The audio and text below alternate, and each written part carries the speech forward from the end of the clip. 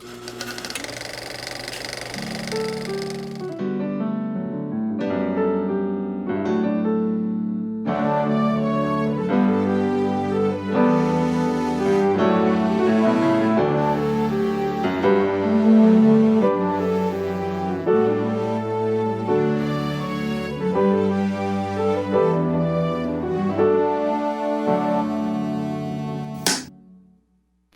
Martin. Debbie, how are you? I am beyond excited to be talking to you about Great White.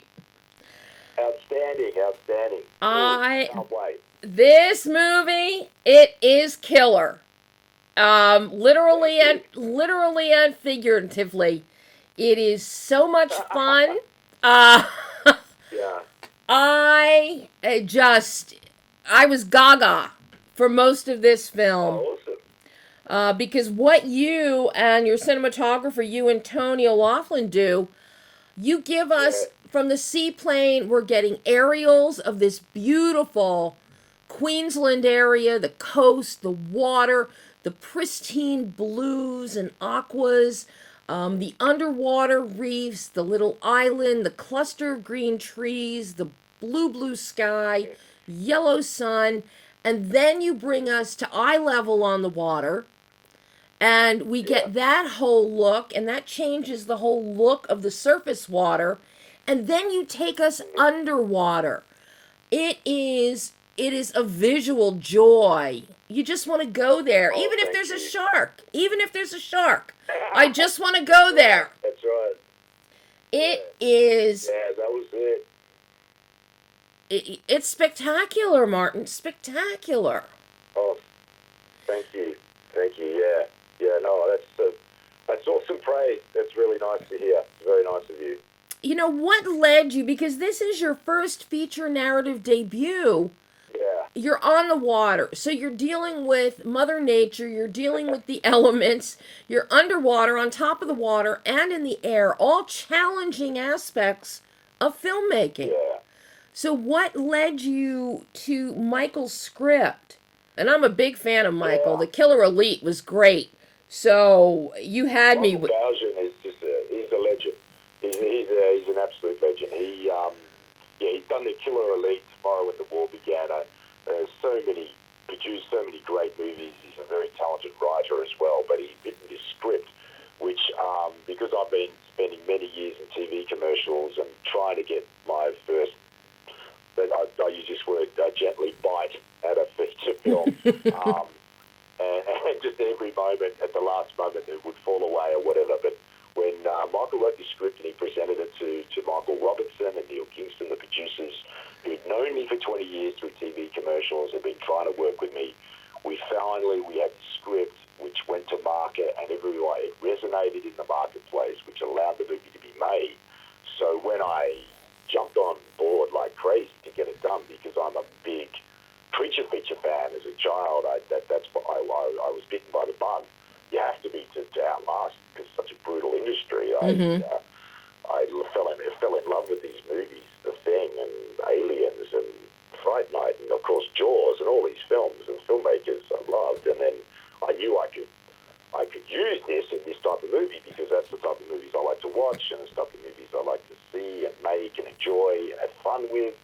And so we tried to, obviously we weren't trying to make Jaws. We were trying to make a fun man versus nature survival thriller. A roller coaster ride where I used, about the script. What I loved was how we could use the environment, the landscape, the coastline of Australia, the beauty, the beguiling nature of this tropical Mm-hmm. north as a character in the film, because we only have got 5 characters. So how do you elevate that? Well, you bring in the environment, you bring in how beautiful and beguiling it was, which is juxtaposed to the water, how beautiful the water is, but juxtaposed to what's lurking, this primal danger Yep. underneath, you know what I mean, which you touched on. And if you can get that going, and the other thing I was looking at was how, how is Mother Nature, how is the ocean itself a character? And I was using whale sounds, which are very sad and has a really ethereal sound, and that is the ocean hurting and crying out. And the sharks aren't in this film. I just didn't want them to be just these situation is that we've treated the ocean so poorly over the years that, and you see Joji chuck in the plastic bottle, is that everything is out of whack. Climate change and the shark feeding seasons, and the sharks are just reacting how they would to adapt. So there's all these themes and nuances that we are trying to give the film a real point of difference and get people excited about it. Well, you certainly succeed in so much of that. I love the juxtaposition of the beautiful use of negative space that Tony does with the camera. Number one, you're shooting 360. It's not just the camera fixed on one angle on this raft when they land in the water. It's moving. And by doing that, we're feeling the same disorientation that these survivors are feeling of where the heck are we? Yeah. Which direction are we going? And as night comes in, you embrace that darkness, and we get that beautiful negative space where the dark of the night and the dark inky blackness of the ocean run together.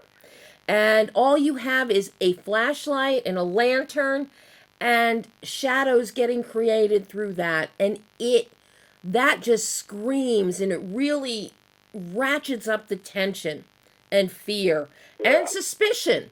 Of course. You create great ambiguity with your characters, with Michelle, with Joji in particular. And it's not a spoiler to say, I wanted the shark to eat him as fast as possible. Everyone does. And Benny, the ambiguity of, is somebody sabotaging? Why is a woman on a seaplane going to an island in the middle of an ocean wearing a silk blouse and pearls and carrying a Chanel handbag? This is there's something not right. Up all the great details. And your attention to detail is outstanding. So I'm curious about, working with Tony to develop this visual tonal bandwidth and using that to prey on the ambiguity.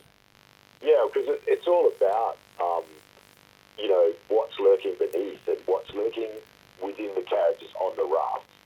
Like the way Hitchcock does that in Lifeboat is what was an inspiration, and then using those water lapping cameras to go, what's going on? What point of view? We shifting the point of view between on the raft and off the raft to the landscape, back to the characters, constantly moving that around in order to create a sense of tension and sense of, when there is no action sequences going on, and when the characters are interacting, you have to have, there's a thing always lurking, and using that, like the way they use that in one of my favourite movies, Jewel, the way Spielberg had Hitchcock on his shoulder talking to him, like how do we evoke this with one character in Jewel, and I had 5 characters, like how do you keep the tension going, when the truck isn't there or when the shark isn't there, you know what I mean? Like, what do you do? And it's that visual style and that visual, I guess, technique that we're all using to try and maintain all of that, Mm-hmm. I'm so glad that resonated for you. And the other thing was that with Michelle, with Kimmy's character, is the pearl diving thing. That is all based on reality in Northern Australia. We had a very big pearling diving industry, and all the divers were Japanese. They were all put it in. And that is who her grandfather is based on. And then we used that to create the wreck, which is a real wreck. And then I wanted to bring all that into the climax and bring the humans versus the shark underwater into the shark's domain was the key there. Going underwater to the shark's domain, I haven't loved underwater shark film this much since Johannes Roberts did 47 Meters Down, because Johannes did such a great job underwater with that, and in the tanks when he had to have tanks for the girls in that film, it was awesome. and creating the plankton and the cloud underwater. I love Johannes dearly, and we went through the whole process how they did it, and I'm watching this film and it's like, oh my God, That little detail adds so much. And the fact you have other fish swimming around that the sharks are leaving alone. Yeah, that's it. We're trying to get all those details there and everything to feel like we're in that domain, in that very claustrophobic, very scary, dark domain of sharks. Yeah, and Very important. you talk about claustrophobia. Okay, you and Tony going into the small cockpit of a seaplane. You really challenged him from a camera standpoint Yeah, here, Martin. I did. I did challenge, and you do with all your key practitioners. You challenge them. It was tough. I mean, that plane was found on a farm. It was a wreck with rat poo all through it. We had to clean it all up and paint it all up and create it. It's interesting. You would never know that, but these are the little details that you go through to find that type of seaplane. Oh, I mean, and it looked pristine. It looked fabulous. Yeah. But the camera work, the dutching inside the plane, you don't use dutching a lot. You rely on the north, south, east, west directionals a lot in this film for where the camera's going. Yeah. You're not doing the power dutching, but in a few instances. No, dutching is a great technique, and I do like to use it a lot. Not a lot, but sparingly, and I always loved the way they did it in The Third Man. I think Yes. where I remember they did some awesome dutching. So yeah, like you're using all these classic techniques in a certain sparing way, to create a certain mood. I love all that stuff. How challenging was the casting of this film? Because you really had to get the right ensemble so that you could get those emotions just, ratcheting up the tension and coming at each other with both fists. Yeah, casting is always challenging because it's everything about the performance, isn't it? Like they say, there's that famous saying, it's performance is 100% casting or whatever, or 90% casting, and you know what? I was super lucky because Katrina Bowden was, all the cast was so embracing of what this movie was. It's an action adventure film. It's set on water. You can't, for one moment, appear that you don't know how to swim or don't know how to do that. They have to be. The characters are based here. They have to know all of that stuff. They have to be appear to be really dynamic, and they were. I mean, Katrina just was very brave because she's coming to a country, where there is a lot of danger in the water, and she embraced it wholeheartedly. And of course, she has a great emotional wheelhouse that she can draw on as an actor too. So you got a very dynamic combination there. And then we have Aaron Jacobenko. I mean, I think he's got a huge future. I mean, he's very, very physically dynamic in the water. And he's got a lot of training there, but he's a real ballast and a pivot in the early stages of the raft too, because it's all around him and his strength as an actor there. And he and Katrina had a really nice chemistry going on, but you don't know that until they're together. So you're always taking a risk. And then we have Tim and Timmy playing the Asian couple. Both interestingly have Japanese fathers. Being ties back into what I was trying to do with the pearling, the fascinating sort of pearling history that we have in Australia in the film. And of course, TK playing Benny from New Zealand is he adds a little bit of humour and a little bit of depth there as well. Very, very fine actor. It was challenging, but it's so good. I loved him. I love the character of Benny. But what Aaron, I think, is perfect because and this is something I love because we see character growth. You never lose sight of the characters and their stories and their motivations.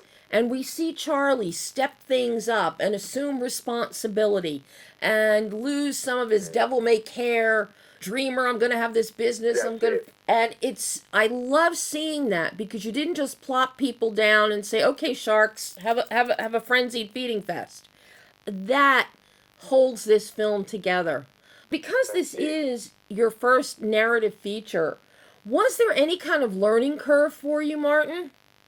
Oh, just a huge learning curve, you know. And then yes, of course you throw yourself in the deep end, so to speak. But like I've learned something in pre, I learned something in the shoot, I've learned something in the edit, I've learned something in the process now and the release. I mean, it's just insane. But you know, it always comes back to me is that filmmaking is a team game, and you know, you got to work and play well with others.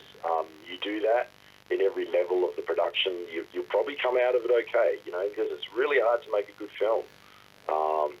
So I come out of this filmmaking process and this project with a lot of new friends, and that's an awesome experience for me, and I can't wait to do it again, basically. Well, I can't wait for what I've learned. I can't wait for you to do it again. I very quickly have to ask you though about Tim Count and your score, your music, because you did not go the route of something as distinctive as a John Williams Jaws theme. No. You kept your music we subtle. deliberately did it. Yeah. So I was curious. Yeah, Tim is such a talent. Yeah, I mean, I love, the reason I love movies is the scores.